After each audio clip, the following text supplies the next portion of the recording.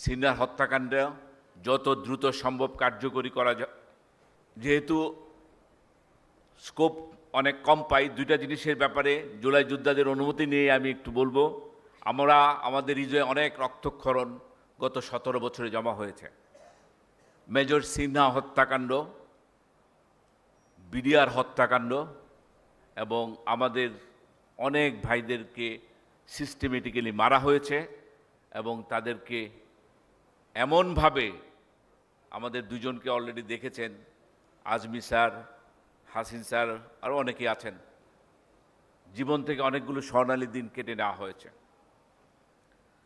তো আমরা, আমাদের সরকার এই সব বিচারের ব্যাপারে দৃঢ় প্রতিজ্ঞ এবং আমরা মেজর সিনহার হত্যাকাণ্ড যত দ্রুত সম্ভব কার্যকরী করা যায় তার জন্য সর্বোচ্চ পদক্ষেপ গ্রহণ করছি।